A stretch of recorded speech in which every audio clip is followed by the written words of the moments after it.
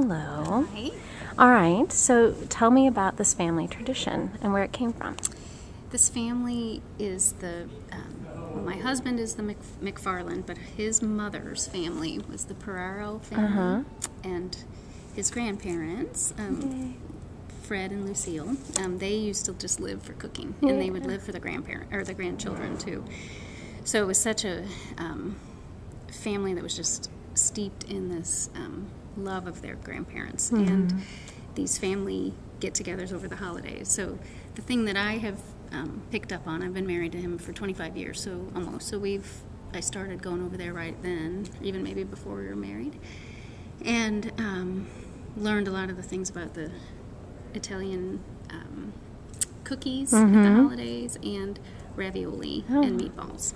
And that is what we do now every Christmas, and it's become a little tradition for our family now. It skipped a generation. His mother doesn't cook at all. Oh, yeah. So, that's so interesting. Yeah, the grandparents died probably, well, actually 19 years ago and 15 probably. And somewhere between then and now, we started making it. And we make the ravioli, and I make it sometime in December. And it's become kind of a party for his brothers and his mom and dad to come over to our house and make the ravioli, which we freeze and then have on Christmas Day.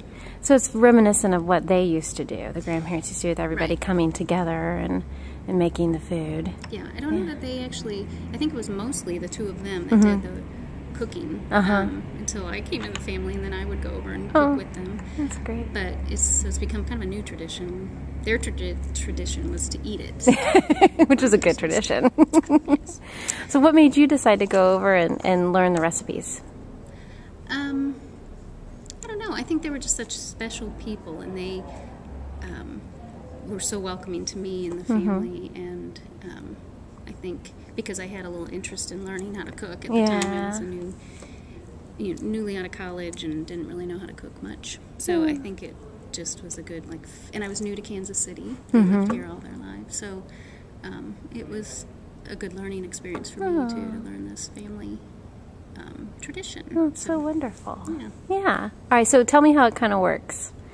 So on sometime in December, and we haven't picked a date yet for this year, and I need to get going on it, my sister-in-law, who's also married into the family, she and I kind of usually spearhead this, and we will usually come to my kitchen because it's the best one for working together as a group. And I'll make the filling ahead of time, and then they all come over, and everybody's got their little jobs, and I can show you some of them here. This is Steve's dad, who's he helps with putting together the ravioli. Oh, actually, I've got better pictures in here, I realized. Let's see. Should have marked the pages. That's all right. Let's see.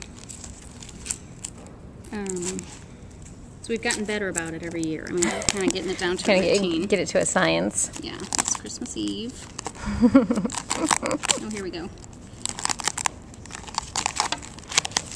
And so, this was last Christmas. This is my stepfather-in-law. He does a lot of the rolling out of the pasta through the pasta machine. That's wonderful. My nephew, Max, wanted to try to make a really long stand of pasta, so it just kept going. I love that. And so they roll it out. I've already made the filling usually by the time they get there. So you can see this is how we put it together. Oh, that's great. Oh, how fun. And my father-in-law, Joe, he's the one that usually positions the little ravioli, the filling. Oh, here he is too. But yep, there he is. I get a little irritated if it starts getting messy. And he doesn't always keep his cool.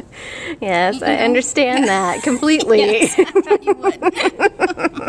Oh, that's so much fun. And then my mother-in-law, she's the link here. She's the daughter of these people. Okay. She actually usually is the one that supervises getting them on the trays, and then I run them down to the freezer in the basement. We freeze them and then put them in plastic bags. That's so great. I just love that. I think that's wonderful. So as you see, it's become more of a party. It sometimes is. I make food that we eat first. What do you make?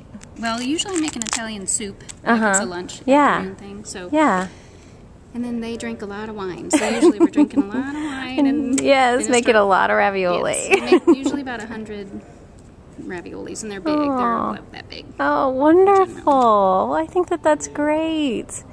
And your kids just love it?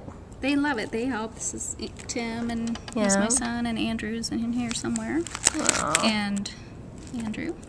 That's wonderful. And then they enjoy eating it. I don't know if I have any good pictures of the dinner that year. So if you guys didn't do this, how would everybody feel about it? Oh, I think it'd be a big void. I mean, that is the, it's become, and actually we're having that debate about it because this family also had the tradition of opening presents and doing their little Christmas, exchanging of presents on Christmas Eve. So it's gotten a little more complicated since there's usually other families involved now. Yes. With, married couples. So, but I think regardless, I'll always continue this as long as I can, and even if it's a smaller group that comes on Christmas Day. Oh, that's so nice. So, let me see if there's other pictures. That's great. Thank you very much.